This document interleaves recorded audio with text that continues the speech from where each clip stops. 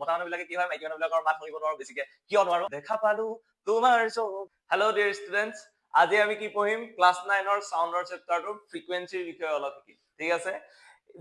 frequency মানে কি এটা পইণ্ট যদি লৈ লওঁ আমি এফালে আৰু এফালৰ পৰা যেনিবা সাউন্ডটো প্ৰডিউস হৈছে সোৰ্সটো এতিয়া সাউন্ডটো হৈছে লংগিটিউডিনেল ওয়েভ কিন্তু লংগিটিউডিনেল ওয়েভটো আমি কি কয় বুজিবলৈ অকমান কষ্ট সেইকাৰণে আমি ট্ৰান্সভাৰ্স ওয়েভৰ থ্ৰুৱেদি বুজো একে কথা অনুদৈৰ্ঘ্য তৰংগ হয় কিন্তু আমি অনুপস্থ এইটো অনুপস্থ তৰংগ ইয়াৰ দ্বাৰা আমি বুজিম ঠিক আছে অনুদৈৰ্ঘ্যটো আমি পিছত শিকিম এতিয়া যেতিয়া এই পইণ্টটোৰ মাজেৰে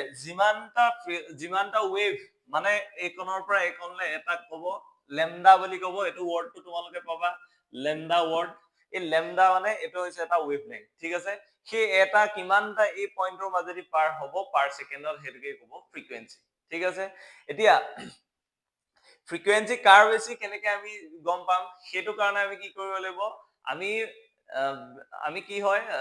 মতা মানুহবিলাকে কি হয় মাইকী মানুহবিলাকৰ মাত শুনিব নোৱাৰো বেছিকে কিয় নোৱাৰো আজি তোমালোকে এইটো গম পাই যাবা কাৰণ যেতিয়া আমাৰ মাতটো মতা মানুহৰ মাতটো কি হয় এনেকুৱা হয় ঠিক আছে মানে ফ্ৰিকুৱেন্সি কম হয় ইয়াকে পিচ বুলি কয় কিমানটা পাৰ হৈ গৈছে এটাকে পিচ বুলি কয় গতিকে ইয়াৰ মাজেদি চোৱা এই পইণ্টৰ মাজেদি কিমানটা দুটা পাৰ হৈ গৈছে সেইটো মানে আমাৰ মাত ঠিক আছে কিন্তু মাইকী মানুহৰ মাতটো কি হয় যেতিয়া ক'ব তেতিয়া কি হ'ব ইয়াৰ মাজেদি বহুত ফ্ৰিকুৱেন্সি গুচি যাব মাতটো সৰু হয় কিন্তু বেছি ফ্ৰিকুৱেন্সি আছে সেইকাৰণে যেতিয়া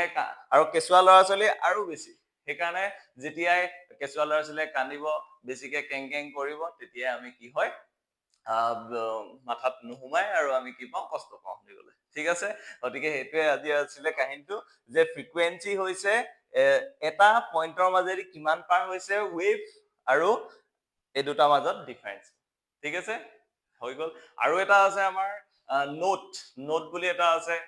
যেটো কোৱালিটি সাউন্ডৰ কোৱালিটিটো চেক কৰে নোট বুলি ক'লে কি হয় প্ৰেজেন্ট হয় যেনেকে মায়াবিনী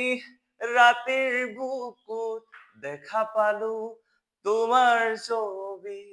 গতিকে হেতু নোট বুলি ক'ব কিন্তু আৰু বেয়াটো কি ক'ব যেনেকে হৰ্ন বাজিব পেট পেটকে হৰ্ন বাজে গতিকে এটা আমি কোৱালিটি অফ